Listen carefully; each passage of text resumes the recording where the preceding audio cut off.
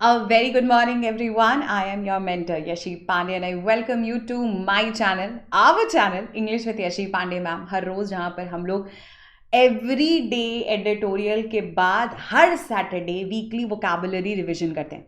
Weekly vocabulary revision का आज second week है. 20th ऑफ जनवरी से लेकर 24th ऑफ जनवरी 2025 तक पूछे गए सारी वोकैबुलरीज हम रिवाइज करेंगे. And it is going to be a quick recap. All I want everyone is to quickly like and share the session. Just in case कोई ऐसा स्टूडेंट है जिसने अपनी फैमिली को अभी तक लाइक और शेयर नहीं करा, कर लीजिए. वोकैबुलरी, रीडिंग कॉम्प्रिहेंशन, ग्रामर के लिए this is one stop solution. So जो बच्चे बिल्कुल नए आ रहे हैं वो लोग चैनल सब्सक्राइब ज़रूर कर लीजिएगा. हम हर रोज़ वोकैबुलरी रिवाइज करते हैं. हर रोज़ editorial by Yashi Pandey ma'am सुबह 7 बजे आता है. मैं तो ये हमेशा प्रेफर करती हूँ कि बच्चे लाइव आए. अगर आप लाइव नहीं आ पा रहे तो आप रिकॉर्डेड देखो, बट हर रोज़ वोकैबुलरी और रीडिंग का करो सॉल्व. प्रैक्टिस इंपॉर्टेंट है, ठीक है. सबसे पहले के कुछ वर्ड्स पर आ जाते हैं. हम स्टार्ट कर रहे हैं 20th से. So let's start with the first 3 words. The first 3 words are quandary, capex and stoke. जो पहला वर्ड है वो है क्वांड्री. क्वांड्री का अर्थ होता है एक ऐसी सिचुएशन जो बहुत कठिन होती है. जैसे if you are in a state of quandary तो ये माना जाएगा कि आप डायलेमा में हैं, कन्फ्यूजन में हैं और आपको काफ़ी ट्रबल हो रहा है किसी से बाहर निकलने में. जैसे अगर हमने आपसे पूछा कि ज़िंदगी कैसी चल रही है और आपने कहा ma'am my life is in a quandary, मतलब मैं समझ जाऊंगी कि आपकी ज़िंदगी सही नहीं चल रही. It's in a very difficult situation. अगला वेरी इंपॉर्टेंट वर्ड इज केपिक्स. केपिक्स का अर्थ होता है वो पैसा जो सरकार हम पर खर्च करती है. It is nothing but capital spending, जिसको कैपिटल एक्सपेंडिचर भी बोलते हैं. ये वो पैसा होता है जो निर्धारित किया जाता है किसी भी देश की सरकार के द्वारा अपने लोगों के ऊपर खर्च करने के लिए. अपने लोग यानी हम सिविलियंस के ऊपर. वो इंफ्रास्ट्रक्चर में हो सकता है, एजुकेशन में हो सकता है, हॉस्पिटल्स में हो सकता है, इन एनी फॉर्म. अगला वर्ड इज स्टोक. जैसे कहते हैं कि किसी चीज़ को आग लगाई जा रही है यानी भड़काना, स्टोक होता है. आपने पहले के ज़माने में केरोसिन से घरों में you must have seen different डिब्बियाँ जहाँ केरोसिन जलाई जाती थी. तो वहाँ पर होता क्या था, हम स्टोक करते थे. होता क्या था कि हमें बार बार उसको पुश करना पड़ता था ताकि आग निकले स्टोव में से. तो वही है स्टोक एक्चुअल में. ऐड कोल और फ्यूल टू फायर. बट किसी भी और कॉन्टेक्स्ट में स्टोक करने का मतलब किसी को इग्नाइट करना भी हो सकता है, किसी को एजिटेट करना हो सकता है, ठीक है, किसी भी को भड़काना हो सकता है ना. ये सारे वर्ड्स भी इसके सिनोनिम्स हो सकते हैं. Next we have the word conducive. Conducive का अर्थ होता है कोई भी चीज़ जो आपके लिए सहायक है, फायदेमंद है, यानी anything which is favourable to you, beneficial to you, helpful to you. It's a very positive term. जैसे हम कहते हैं कि क्या आप रोज़ एडिटोरियल पढ़ते हैं? आपने कहा नहीं. मैंने कहा क्यों नहीं पढ़ते? Editorial is conducive to your vocabulary. Editorial आपकी वोकैबुलरी के लिए बहुत इंपॉर्टेंट है. It is very helpful for your vocabulary. अगला वर्ड है इम्पेरेटिव. कोई भी चीज़ अगर बहुत ज़रूरी है करना तो वो इम्पेरेटिव है. जैसे you can say homework करना is very imperative. It is very important. It is very imperative to do your homework. It is very imperative to be consistent if you are preparing for any government exam.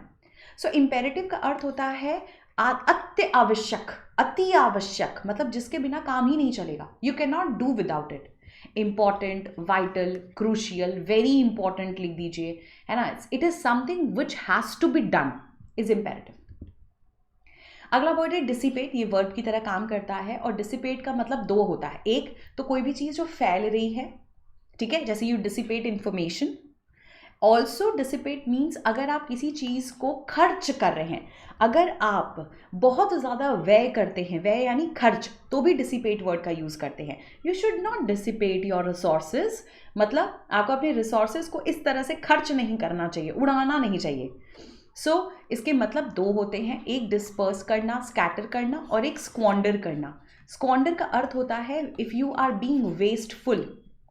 ये wasteful 2 तरीके का हो सकता है. ये monetary forms में भी हो सकता है और रिसोर्सेज के फॉर्म में भी हो सकता है.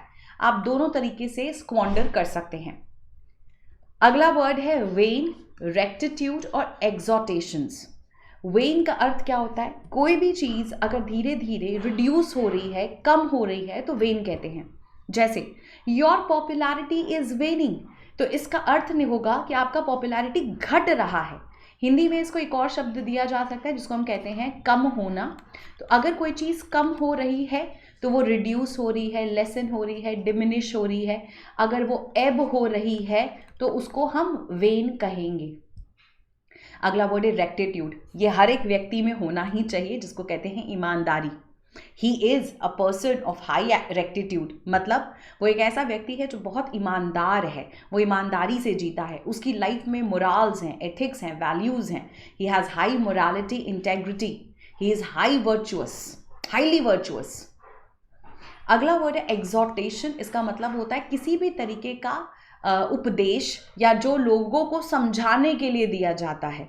इसको नाउन की तरह ट्रीट करेंगे। क्यों? क्योंकि TION से ख़त्म होने वाले ज़्यादातर टर्म्स हमारे नाउन्स होते हैं। This means recommendations, suggestions, warnings. An exhortation was given to the public before the disaster. Warning पहले ही दिया गया था पब्लिक को before the disaster. ठीक है? प्रोसीडिंग फर्दर, अगला वर्ड ट्रांजिशन, हेराल्ड और डीलिमिटेशन। ट्रांजिशन का अर्थ होता है किसी भी तरह का बदलाव। फॉर्मेशन, ट्रांसफॉर्मेशन अगर होता है, एक कुछ आप थे और फिर एकदम से कुछ और हो गए। आज आप अनएम्प्लॉयड है, कल एकदम से आप PO बन के निकले, क्लर्क बन के निकले, SSC CGL में ऑफिसर बन के निकले, तो ये आपका ट्रांजिशन है, ट्रांसफॉर्मेशन। इसके लिए जो शब्द जाएंगे वो होंगे आपके चेंज, ट्रांसफॉर्मेशन एंड कन्वर्जन। अगला वर्ड है हेराल्ड। अगर पहले से किसी भी चीज़ को, होने वाली किसी भी फ्यूचर घटना को अगर हम घोषित कर सकते हैं तो हेराल्ड करते हैं।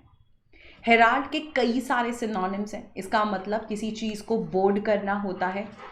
प्रीसेज अगर आप कर पा रहे, यानी पहले से ही किसी चीज़ का अनुमान लगा पा रहे, तो वो भी हेराल्ड है। इसके लिए हम ऑगरी वर्ड का इस्तेमाल कर सकते हैं। इसके लिए हम लोग सूद सेइंग कह सकते हैं। ये सारे वर्ड्स हेराल्ड के लिए जाएंगे। इसके लिए आप हार्बिंजर वर्ड का यूज़ कर सकते हैं। It is signal, indicate, announce, etcetera etcetera. अगला वर्ड है डीलिमिटेशन। डीलिमिटेशन का मतलब होता है किसी भी चीज़ को एक दायरे में बांध देना। इसका हिंदी में अर्थ होता है परिसीमन में रखना। जैसे अगर मान लीजिए हमने कहा कि मैम आपसे बैंक के से इंग्लिश क्यों पढ़ा रहे हो, आप क्लास 9, 10, 11, 12 की भी पढ़ाओ, आपने अपने आप को डीलिमिट क्यों कर लिया है? डीलिमिट मतलब डिमार्केशन करना। मैंने अपने आप को एक बाउंड्री में रखा है, लिमिट में रखा है, इसके बाहर नहीं जा रही हूं मैं। ठीक है, so that is called demarcation और बाउंड्री में रखना। क्लियर? नेक्स्ट 3 वर्ड्स हैं आपके पोजिट, ट्रेल एंड इनऑर्डिनेट। पोजिट होता क्या है? किसी भी चीज को अगर आपने सोचा हुआ, it can be a thesis, it can be a theory, anything. If you are positing it, that means you are postulating it. आप उस चीज को सजेस्ट कर रहे हो। To posit also means to suggest. It means to put forward, advance कर रहे हो, मतलब आगे बढ़ा रहे हो, इस चीज को आप लोगों के सामने बता रहे हो। पोस्टुलेट करना, ये सारे वर्ड्स इसके सिनोनिम्स होंगे। अगला वर्ड है ट्रेल। ट्रेल एक रास्ता होता है, मतलब नॉर्मली ट्रेल मीन्स अ रास्ता। ठीक है, एक पगडंडी होती है, ट्रेल से हम गुजरे, बहुत बड़ा ट्रेल था, दैट मीन्स हम एक पगडंडी से गुजरे। ट्रेल ऑल्सो मीन्स, अगर आपसे कहा जाए a trail of pacts were signed, trail of consequences, एक के बाद एक क्रम में, एक के बाद एक निरंतर। It also means a series of things, line of things, chain of things. ये सारे वर्ड्स भी ट्रेल के सिनोनिम्स हो सकते हैं। ठीक है, अगला वर्ड है इनऑर्डिनेट।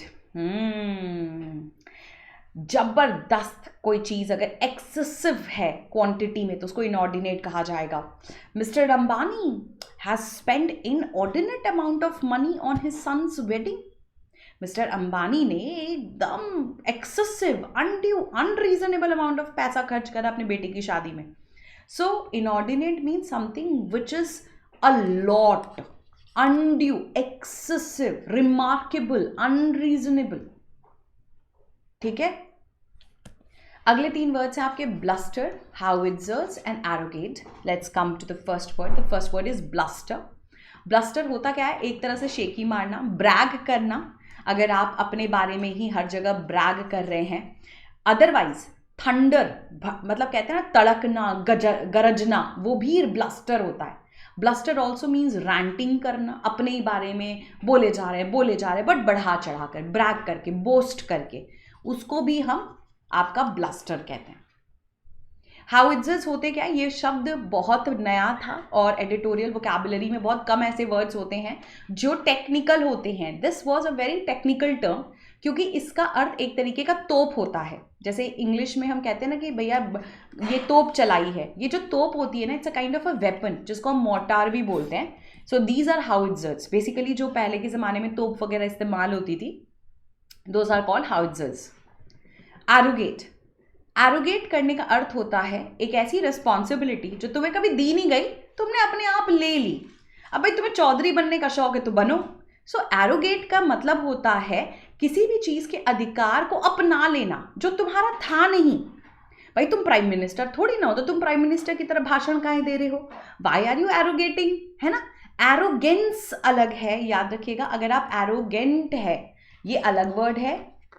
एरोगेंट का मतलब होता है आप बहुत ज़्यादा बदतमीज़ हैं, आप बहुत ही ज़्यादा एक ऐसे व्यक्ति हैं जिस पर जो बहुत रूड है ना, वो होता है। हॉस्टाइल हैं आप बहुत ज़्यादा, ये होते हैं एरोगेंट। एरोगेट का मतलब एक ऐसे अधिकार को खुद स्वयं ले लेना जो तुम्हारा कभी था ही नहीं।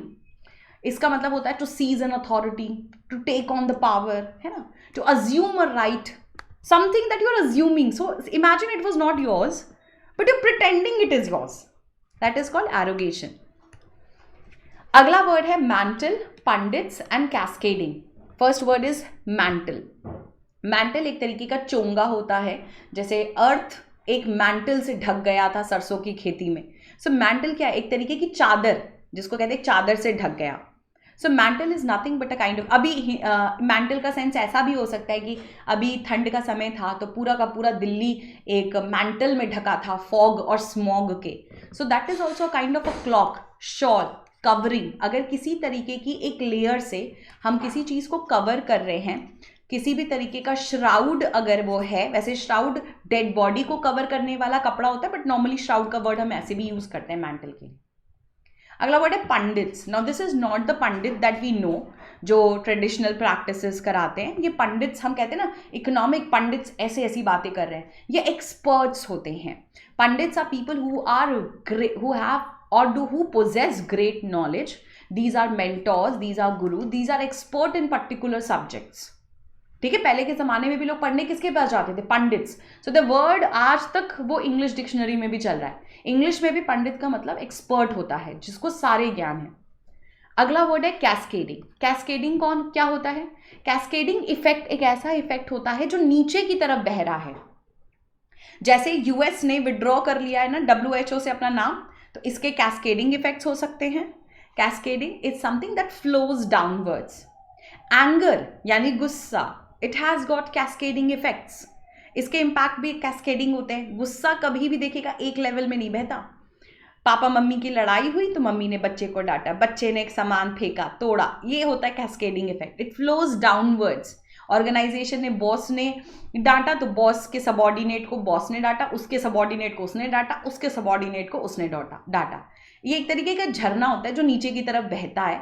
सो it is something that flows downwards, spill, pour downward, ये सारे वर्ड्स इसके सिनोनिम्स होंगे।